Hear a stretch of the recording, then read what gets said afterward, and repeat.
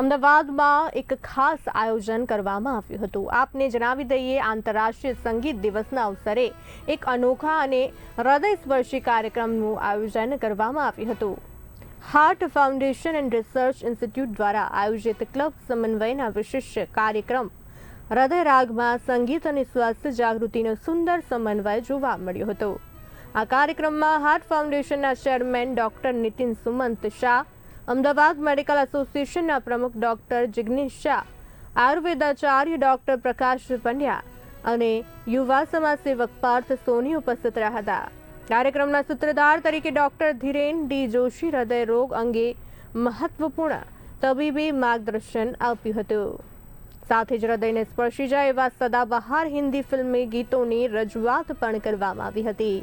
હૃદય રાગ કાર્યક્રમ બોડકદેવ સ્થિત રાગ સ્ટુડિયોમાં યોજાયો હતો। સંગીતના સૂર સાથે સ્વાસ્થ્ય જાગૃતિનો સંદેશ આપતો આ કાર્યક્રમ શહેરવાસીઓ માટે એક યાદગાર અનુભવ બન્યો। જસુભાઈ કવિ મારું નામ છે। હાર્ટ ફાઉન્ડેશન અને રિસર્ચ ઇન્સ્ટિટ્યૂટ નામની એક બહુ સરસ ગુજરાતની સંસ્થા છે।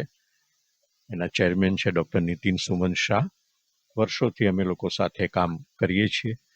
અમારું પોતાનું રા ફાઉન્ડેશન છે, એના બધા પ્રજ્ઞાચક્ષુ કલાકારો છે અને છેલ્લા 12 વર્ષથી પ્રજ્ઞાચક્ષુ કલાકારોને મેઇન સ્ટ્રીમમાં, મુખ્ય પ્રવાહમાં ઓળખ મળે, એમની ક્ષમતા જે છે એની સાચો પ્રસાર અને પ્રસાર થાય, એવા ઉદ્દેશ્યથી અમે આ એક પ્રયાસ શરૂ કરેલો। અને વિશ્વ સંગીત દિવસ છે, વર્ષનો લાંબામાં લાંબો આજે દિવસ છે અને ઘણા બધા યોગ સંયોગ છે આજે।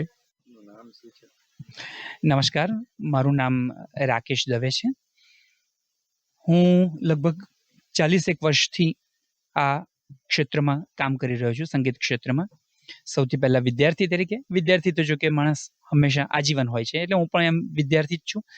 અને છેલ્લા લગભગ 18 વર્ષથી શિક્ષક તરીકે કાર્યરત છું। એ ઉપરાંત કાર્યક્રમો કરું છું, સ્ટેજ શોઝ, હિન્દી ફિલ્મી ગીતો છે, આપણે સુગમ સંગીત એવું કહીએ ઇન જનરલ। કેટલા પ્રોગ્રામ કર્યા છે એની તો ગણતરી કરવી મુશ્કેલ છે, પણ ઘણી જગ્યાએ કાર્યક્રમો કર્યા છે। એમાં અમદાવાદ પણ અમારા ગુરુવર્ય આદરણીય શ્રી કવિ સાહેબના માર્ગદર્શન હેઠળ ઘણા બધા કાર્યક્રમો કર્યા છે। રા ફાઉન્ડેશન ને બીજી અમુક અન્ય સંસ્થાઓના તત્વાવધાનમાં ઘણા કાર્યક્રમો કરેલા છે।